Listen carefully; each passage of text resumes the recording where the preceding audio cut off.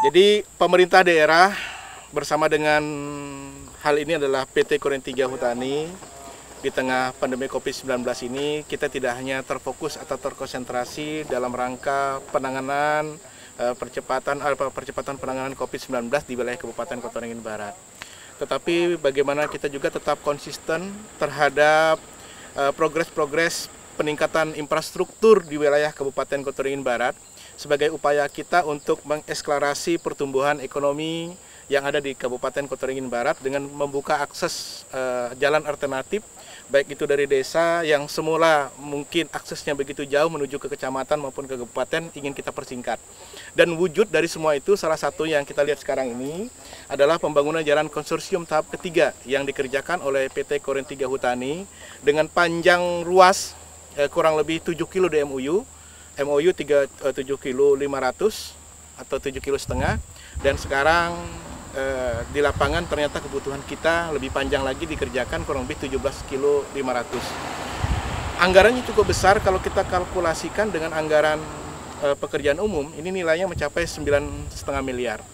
Kemudian ini tentu sebuah apresiasi yang kita berikan kepada PT Korem 3 Hutani dalam hal ini, di mana komitmen kuat dan konsistensinya terhadap pemerintah daerah untuk mewujudkan dan membantu pemerintah daerah dalam rangka percepatan pembangunan khususnya di bidang infrastruktur. Pengorbanannya banyak sekali saya lihat, karena jalan yang ini semula ini merupakan jalan yang tertanam oleh tanaman yang produktif kurang lebih 22 kilo. Ini dikorbankan kiri kanannya, kemudian alatnya juga perusahaan sampai dengan fungsional.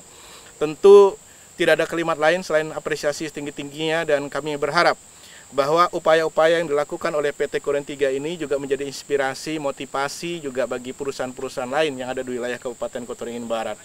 Bahwa sesungguhnya kontribusi perusahaan pihak ketiga yang ada di Kabupaten Kota Waringin Barat, salah satunya adalah bagaimana meningkatkan infrastruktur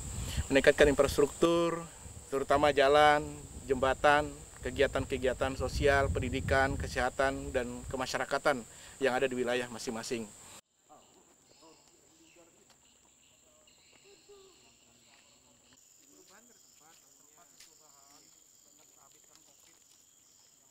Jadi jembatan gantung ini keberadaannya patut kita syukuri bersama, bahwa di Kabupaten Kota Waringin Barat kita dapat 4 jembatan dari pemerintah pusat. Dan semua di Arut Utara. Dan semua itu berada di Arut Utara.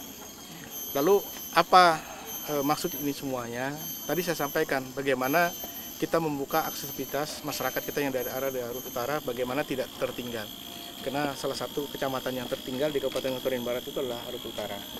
Nah, jembatan ini fungsinya adalah untuk penyeberangan orang, masyarakat kita yang berada di pinggiran Sungai Arut. Nah, saat ini sudah selesai 100%, masih dalam perawatan, namun belum diserahkan asetnya dari pemerintah pusat ke pemerintah kabupaten.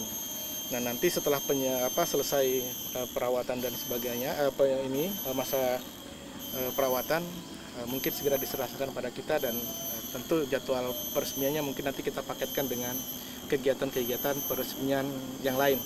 Karena ini masih terkendala COVID-19, maka ya kegiatan seremoni begini kita batasi. Nah, kemudian kita evaluasi juga dalam konteks pembangunannya, kita lihat ketika banjir ada cekungan yang begitu dalam. Karena konstruksi anggaran yang dikucurkan itu tidak memungkinkan kita buat jembatan tambahan. Tentu untuk itu ya nanti kita koordinasikan dengan desa untuk mengalokasikan dana desa supaya ini jadi fungsional dengan baik ketika kondisi hujan masih bisa, ya kondisi banjir masih bisa dilewati. Dan konstruksi ini tentu harus kita siasati bersama, karena aset ini merupakan aset yang cukup besar nilainya, 2 miliar lebih, yang patut kita syukuri dan patut kita jaga bersama.